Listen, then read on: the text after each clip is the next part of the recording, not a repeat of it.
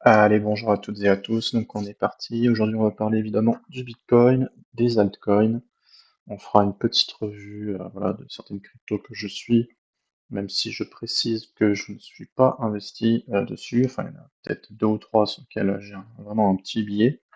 Mais globalement, c'est juste du suivi d'altcoin pour prendre des trades si jamais il y a des swings à prendre. Swing que je n'ai pas pris d'ailleurs parce que j'attendais pour la plupart des prix à peine plus bas, donc je me suis fait un petit peu feinter. Mais bon, après, voilà, j'étais déjà bien assez occupé à trader le gold toute la semaine, donc il n'y a aucun regret par rapport à ça. Mais du coup, je vais vous faire un petit tour d'horizon sur les altcoins pour voir ce qu'il en est et voir ce qu'on peut espérer du coup pour la suite du bull run. Donc, on démarre avec Bitcoin et Bitcoin pour le moment est plutôt en forme dans le sens où on a quand même bien rebondi. On a réintégré le canal. On rebondit finalement sur la VAL du volume profile qu'on peut tirer de ce point ici à ce point-là. Donc on voit qu'on est venu tout simplement flirter avec la VAL et on rebondit. Donc là, ce qui serait vraiment très très bullish, c'est de continuer à voilà, confirmer en fait au-dessus du VWAP annuel. Donc là, on est légèrement en dessous sur la chart de Bitstamp, mais par contre, sur Binance, on est vraiment au-dessus. Donc ça reste assez bullish. Alors c'est vrai que moi j'attendais plutôt un rebond soit effectivement sur cette zone au niveau des 112, soit un peu plus bas au niveau des 105 à 106 on va dire, parce que ça correspondait à un FVG qu'on pouvait venir chercher, ça correspondait aussi au POC du coup du volume profile annuel. Mais voilà, c'est Bitcoin, et on avait en fait le low ici, donc là pour moi je vois pas vraiment de dump, hormis si effectivement voilà, on réagit finalement dans ce FVG et que derrière on redump un peu plus bas pour effectivement aller chercher les 105. Mais actuellement, je pense qu'on est reparti sur Bitcoin pour aller plus haut. Donc évidemment, après, il y a toujours le risque, hein, d'un retest, mais globalement, je pense qu'on a eu notre bottom. Ensuite, on avait ETH. Donc ETH, pour le moment, c'est pas trop mal. Il est effectivement venu dans la zone qu'on attendait, donc ici, hein, qui correspondait finalement au retracement de Fibo, à partir de ce point bas jusqu'à ce point haut. Ça correspondait aussi avec un breaker block et le haut de la VWAP annuelle. Donc pour le moment, on est pas trop mal. Maintenant, voilà, il faut rester prudent. Moi, je suis pas rentré dans le trade ici, hein. Il y avait quand même possibilité de rentrer, mais voilà, tout dépend aussi du Bitcoin, évidemment. Pour le moment, je dirais que c'est plutôt bullish puisqu'on trade au-dessus du ruban de la VAH. Donc pour moi, c'est voilà, on est amené à visiter des plus hauts. Ensuite, pour les autres altcoins, donc XRP, pour le moment, réagit pas trop mal. Maintenant, je trouve quand même voilà, assez bizarre qu'il ait ses liquidités, qu'il ne vienne même pas retester ce EVG. Euh, Ça me paraît un petit peu bizarre, donc à voir. Mais bon, voilà, s'il casse effectivement cette trendline et que derrière il y a une cassure assez franche, et qu'il y a un retest, je pense que ce sera une entrée en longue potentielle. Mais pour le moment, je reste vraiment observateur. Pour moi, on est en train de consolider, hein, finalement entre ce niveau ici et la trendline baissière. Donc c'est pas exclu qu'on tape ici, qu'on redescende une dernière fois pour taper le POC. D'autant plus que on évolue quand même sous la VWAP annuelle. Donc cette VWAP annuelle ici, ce ruban, va faire office de résistance.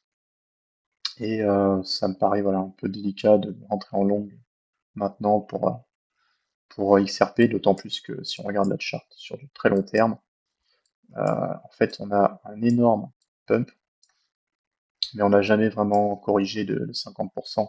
Donc il y a des zones d'intérêt comme ici au 1,44 ou un peu plus bas. On laisse un FVG qui a été comblé en partie, mais bon, pour moi c'est une consolidation qui sans doute appelle voilà, une distribution un type Wyckoff. Donc je vois bien effectivement un UTAD. Pour la zone, j'ai pas encore de target, mais par contre, je pense que ce serait vraiment tout simplement un up et après un gros dump, quoi. Ensuite, on a Binance. Donc Binance, très très bullish. On est vraiment très loin au-dessus de la VWAP annuelle. On est pareil au-dessus des VWAP trimestriels. Donc pour moi, c'est vraiment très très positif sur Binance. Je pense qu'il en a encore dans le moteur. Maintenant, voilà, c'est pas sur des pumps comme ça qu'il faut rentrer, mais c'est bien sur des retracements. Donc voilà, faut pas chercher à attraper le prix quand il est en haut, mais plutôt tester les retests, hein, du coup. Mais Binance, je reste vraiment très positif. On a une bonne charte. Alors, ça commence à être très parabolique, évidemment. C'est pas le moment de s'investir sur du long terme, mais par contre, pour du trade en longue, il n'y a aucun problème. Un tour au test doit être exploité pour justement prendre des trades en longue. Il ne faut pas shorter des charts comme ça, évidemment. Ici, on a du coup notre sol qui, pareil, est moins dominant que Binance, mais que le BNB, pardon. Mais d'autant plus que le BNB, bon, il y a quand même énormément voilà, de trendline qui est vraiment, on peut tracer une trendline hein, sur le BNB et voir que c'est vraiment exponentiel. Sur le Solana, on a des retests qui sont un peu plus profonds, mais cela dit, on reste quand même bullish, on reste dans la tendance haussière. Donc ici, on s'appuie quand même sur la VAL annuelle. Il faudrait repasser au-dessus, je dirais, du premier ruban d'Avivap, et là on serait vraiment parti pour aller pourquoi pas casser le haut au niveau des 295. Donc pour le moment, je reste plutôt positif sur Solana, à condition évidemment qu'on ne réintègre pas ce range-là. Si on repasse sous les 203, pour moi, c'est pas forcément bullish, dans le sens où bah, on peut avoir quelque chose comme ça qui se dessine, avec un test de la VWAP, puis après un retest, et à nouveau une descente pour viser la bande basse. Donc tant qu'on reste au-dessus, c'est positif, mais voilà, s'il y a un retest un peu profond, pour moi, ce sera plus du short. Maintenant, tout de suite, ce que j'attends, c'est évidemment un pump, peut-être un retest du ruban, et puis partir pour des plus hauts. Ensuite, on a le Doge, donc le Doge très bullish, parce qu'on a cassé une trendline, on est venu faire le retest parfaitement, on réintègre le POC, donc là pour moi l'objectif c'est effectivement d'aller viser la VAL, donc là il y a des longues à prendre au moins jusqu'à la VAL, voire jusqu'au ruban 1 de la VWAP, et après on a automatiquement effectivement cette supply qui nous attend éventuellement pendant un petit coup d'arrêt, mais dans tous les cas je reste assez bullish sur Doge. La chart est assez saine, on a une belle trendline qui se dessine, donc pour moi c'est bullish. Sui, c'est un petit peu pareil que Doge. Alors, on n'est pas tout à fait sur la même configuration, mais par contre, je reste assez confiant dessus, dans le sens où pour moi, on est juste en train de faire un drapeau, en fait, hein. Ça, c'est vraiment un bull flag. Donc, l'idéal serait de repasser au-dessus du POC et après d'aller retravailler la borne haute. Pour le moment, on voit que voilà, le pump est là, mais c'est encore timide. Donc, on a de la place pour effectivement redescendre encore un peu et venir retravailler. On a une zone de demand en bas, ça correspondrait avec la borne basse du coup de notre drapeau. Donc pourquoi pas aller chercher un peu plus bas avant éventuellement de pump. Donc Chainlink. Donc, Chainlink pour le moment positif, puisqu'on a rebondi sur cette zone dite de flip zone, hein, ce qui correspond en fait en SMC à ce qu'on appelle un breaker block. Voilà, l'objectif pour Chainlink, c'est de repasser au-dessus du coup pardon, de la VAL et de la VWAP annuelle. Et à partir de là, on pourra chercher du long. Pour le moment, on a bien eu notre correction ABC. Maintenant, c'est vrai que Chainlink, c'est un peu comme XRP, on a fait du up only. Là, on est en train de consolider. Alors, XRP a consolidé beaucoup plus longtemps, donc du coup, c'est logique qu'il puisse repartir. Par contre, sur Chainlink, il y a toujours une possibilité de venir retravailler toute cette zone-là. C'est-à-dire que là, on n'a jamais vraiment corrigé les 50%, on aurait dû venir plus bas. On a continué de pump. Donc, c'est pour ça que moi, Chainlink, pour le moment, j'y touche pas. Sauf s'il monte vraiment en énorme de la force et qui repasse au-dessus du VAP, je rentrerai sur un retest. Mais autrement, pour moi, j'observe simplement.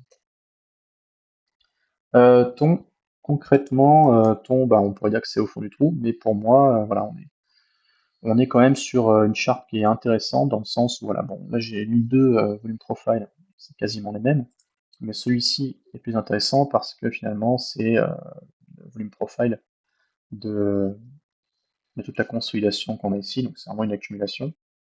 Moi, ce que j'attends concrètement de Ton, c'est que pour le moment, on est dans un range.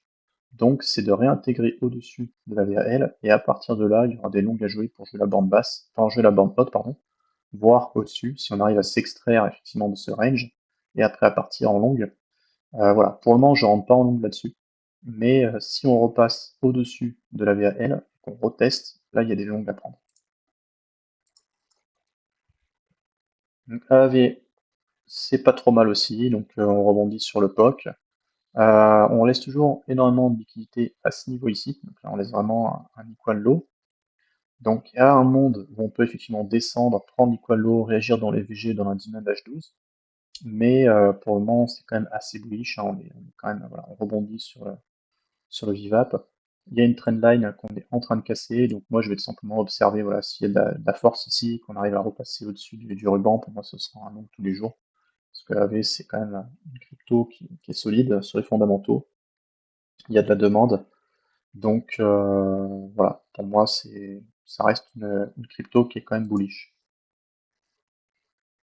Ensuite Bonk, donc là c'est vraiment pour prendre des plays un peu dégènes.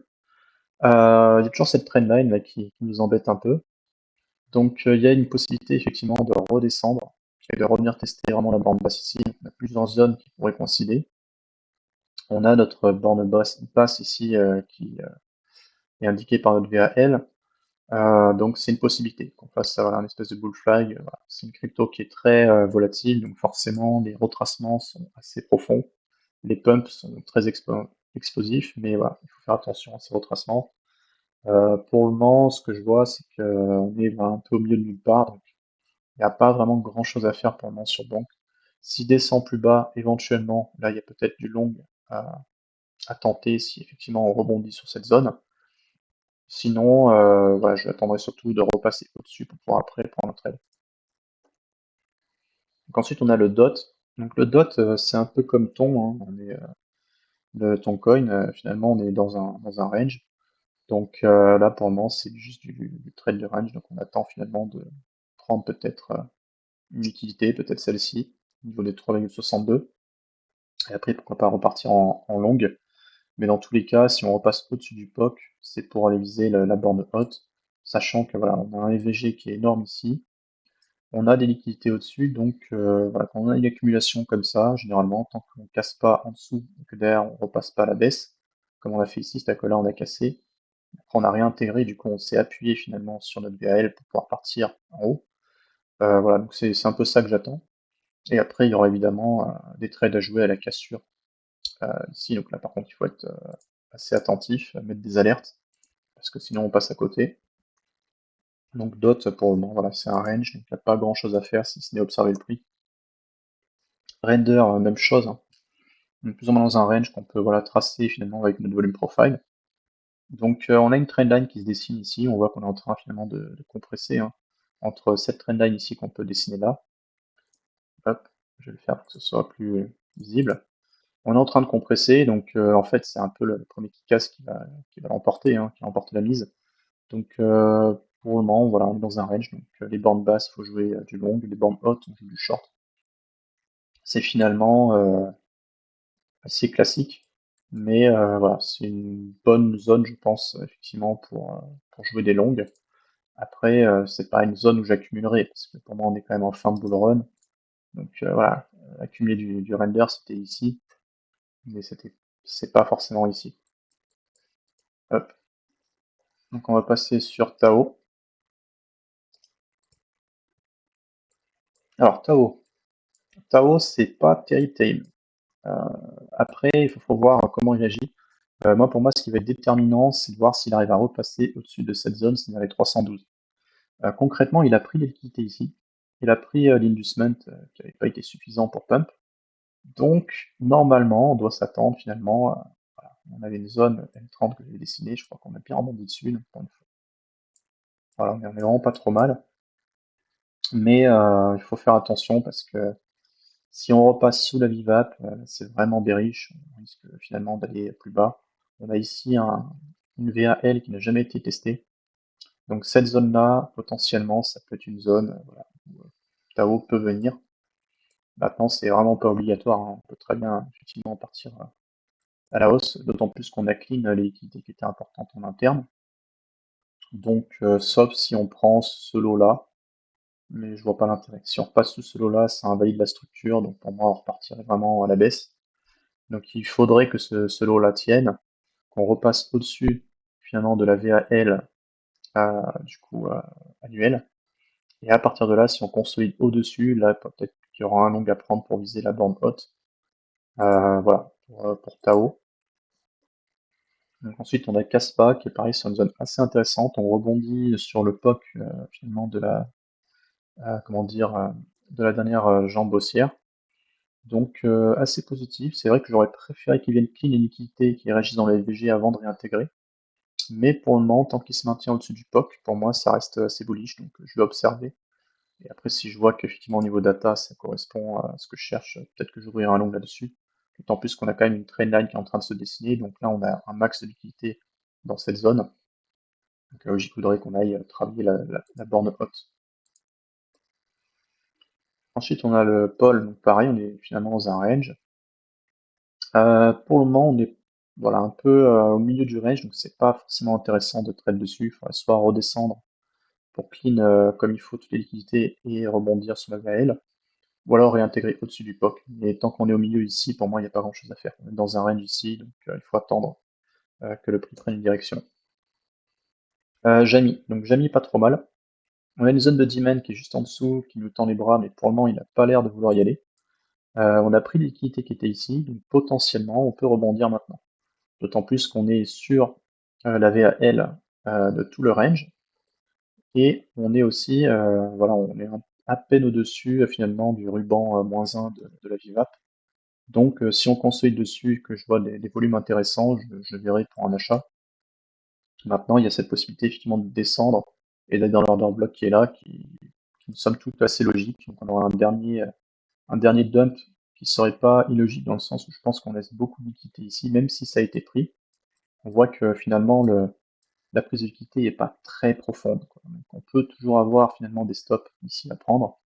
Et on a des ordres aussi en attente là. Donc l'idée de venir ici et clean avant de repartir me paraît pas totalement insensé. Ensuite on a le fait. Donc le fait, bon là, c'est compliqué dans le sens où on est toujours encore dans un range. Donc moi tant qu'on vient pas titiller la borne basse, on est un peu au milieu de nulle part. J'attends voilà, quelque chose de plus concret de la part de Fed. Pour le moment, on est vraiment un peu bloqué dans ce range. Si on descend plus bas, éventuellement, il y aura du long à prendre. Et pour le moment, voilà, je suis un peu en observation.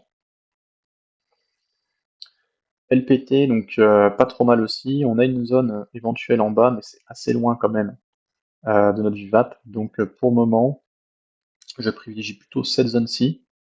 Voir si on s'installe au-dessus du POC. À ce moment-là, ce sera un long à jouer. Pour le moment, ce qu'on voit, c'est qu'on voilà, on bute sur le POC, donc si on reste en dessous, c'est bearish, on ira sans doute voir la borne basse. CKB, donc pas très positif pour l'instant.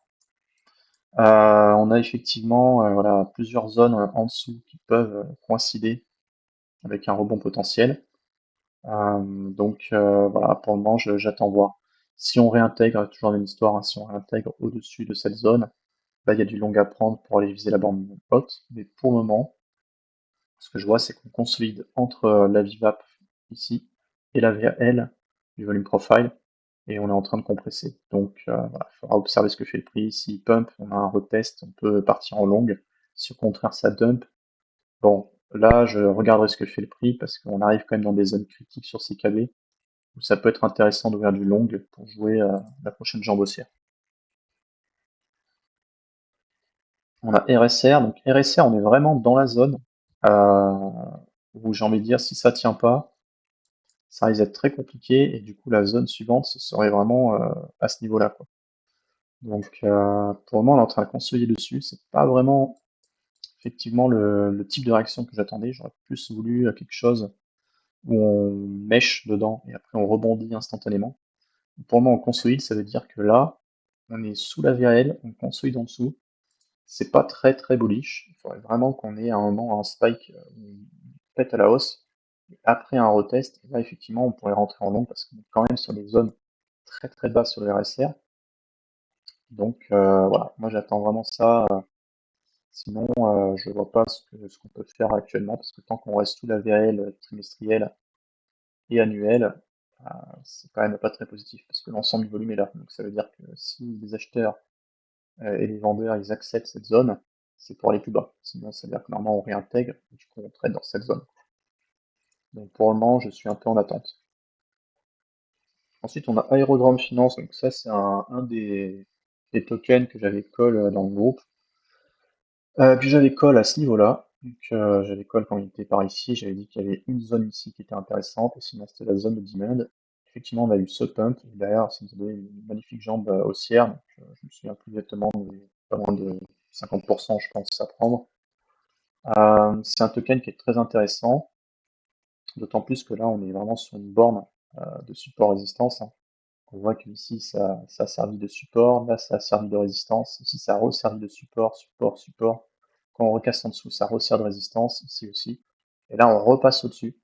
Donc, on le teste un peu profondément, mais on repasse au-dessus. Donc, pour moi, c'est positif. Ce qui serait vraiment bien, on a rebondi sur la VAH de toute la jambe haussière. Donc, ça, c'est vraiment très positif.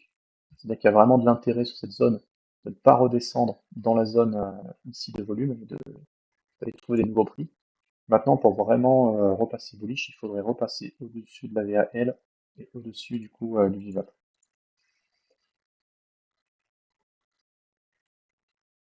Ensuite, donc on a Vélo. Donc Vélo, ça reste un token très explosif, donc c'est pour ça que je l'observe parce qu'il y a toujours des trades à prendre dessus qui peuvent être intéressants. C'est vraiment, enfin voilà, vous voyez les jambes, quand on trade ce genre de token, c'est rentré, c'est vraiment un plaisir parce que ça fait des up and down. Par contre, les dumps sont tout aussi violents, donc voilà, il faut vraiment prendre son temps pour rentrer. Actuellement, c'est plutôt intéressant ce qui se passe. Voilà, on est en train de réintégrer au-dessus du POC annuel. Donc voilà, c'est positif. Maintenant, je garde à l'esprit qu'on a quand même cette zone-ci qui n'a pas été totalement liquidée. On a une zone de demand en dessous, on a la VAL en support. Donc de venir faire une petite mèche avant de repartir, c'est pas exclu. Mais voilà, ce qui est très positif avec ce genre de token, c'est qu'en fait, on accumule beaucoup de liquidités. Et là, on voit bien qu'on a une trendline. Potentiellement, quand on va la casser, qu'on va se réappuyer dessus, il y aura un long assez explosif à jouer, je pense. Ensuite, le POP4, on est vraiment sur une zone clé. On voit qu'on a réagi finalement dans ce qu'on appelle un single print, qui est juste ici. On a méché dedans, on a rebondi. Donc pour le moment, c'est très positif, d'autant plus qu'on a clean les liquidités qui étaient là. Donc on a pris ces liquidités, on a fait notre correction en ABC. Alors, je l'attendais un peu plus bas, c'est vrai, mais en même temps, cette zone est très pertinente aussi, parce que quand on prend le volume profile, on se rend compte que ça correspond à la VAL du volume profile de la hausse, et en même temps qu'on a ce single print, où voilà, on voit qu'on a méché parfaitement dedans, et on a eu quand même une bonne réaction. Donc voilà, j'attends un petit peu, parce que ça reste un token voilà, très volatile, hein, c'est vraiment un shitcoin, mais les shitcoins, quand ils partent, c'est des très très belles perfs. Donc pour le moment, moi j'attends un peu de volume, et après quand je vois que voilà, les acheteurs ont la main, à ce moment-là, je rentrerai pour scalper. Donc BOM, c'est un petit peu la même chose, hein, on voit qu'on rebondit sur le POC. On a peut-être un peu de marge pour aller un peu plus bas, mais c'est un peu le même profil que POP4, donc moins explosif que POP4 quand même. Mais ça fait partie des cryptos qui ont pris vraiment des grosses claques dans la gueule. Et du coup, actuellement, on est dans un range. Et donc, quand on a des ranges comme ça, moi je trouve que c'est des bonnes périodes pour justement prendre des longues et viser des bornes hautes. Par exemple, concrètement ici, quand on voit cette hausse ici, vous pouvez par exemple jouer un long là, tu vois, sans prendre trop de risques. On voit qu'on a un retest d'une zone. Là, il y a un long à prendre. Donc pour le moment, voilà, je suis un peu en observation parce qu'on est un peu entre deux zones, mais on rebondit bien sur le POC. Donc, la même chose que POC4, j'attends du volume. Je veux voir que les acheteurs ont la main et après à ce moment-là, je rentrerai en scalp. Donc ensuite, on a le Casper. Le Casper que je suis depuis qu'il a fait son énorme pump, c'était du coup en octobre. Et depuis, bon, on est vraiment en train de consolider. Donc là, c'est un peu la zone de dernière chance. On est en train de consolider sur la VAL. Et on a cette zone ici, donc, que j'estime être l'order block par excellence. Donc si on mèche là-dedans, il y a potentiellement un long à ouvrir pour retravailler la zone ici. Donc voilà, je suis vraiment en observation sur ce token parce que quand ça part très fort. Donc voilà, à voir. Et après ça, c'est un petit projet pour le moment qui n'a pas payé. On est vraiment loin de la VAL, donc je reste attentif. Mais maintenant, il y a cette zone-ci qui peut être voilà, une zone qui fasse rebondir le prix. Mais pour le moment, on est vraiment en dessous de la VAL. Donc il n'y a rien de concret tant qu'on ne réintègre pas au-dessus. Pour moi, c'est pas intéressant de jouer. Voilà. Donc voilà pour le tour pour les altcoins. Donc moi, comme les altcoins, comme je vous disais, hein, je ne les suis pas tellement. C'est vraiment du suivi long terme pour après, pendant les périodes de bull run, scalper les alts quand il y a vraiment des mouvements explosifs. Donc généralement, autour du mois d'octobre, au mois de novembre, on a ces moments-là qu'il faut jouer. Mais actuellement, je trade seulement le gold et un petit peu Bitcoin quand il y a des setups. Mais bon, c'est vrai que pour le moment, Bitcoin, il n'y a pas énormément de choses à faire dessus. On attend un petit peu qu'il prenne une direction claire. Donc, pour le moment, c'est plutôt positif ce qu'il nous fait. Mais voilà, je préfère trade d'autres actifs. Là, en ce moment, les commodities, comme on dit, hein, donc c'est tout ce qui est matière première. C'est plutôt intéressant à trader. Le gold, voilà quoi. Je veux dire, concrètement, il y a une seule direction, donc tous les jours c'est du long. Il y a des retracements en short, mais globalement, la direction est claire, donc c'est beaucoup plus facile en fait d'avoir un biais journalier pour pouvoir trader. Donc voilà, ce sera tout pour moi. Je vous dis à la semaine prochaine et n'hésitez pas à mettre un petit pouce bleu pour donner de la force. À plus.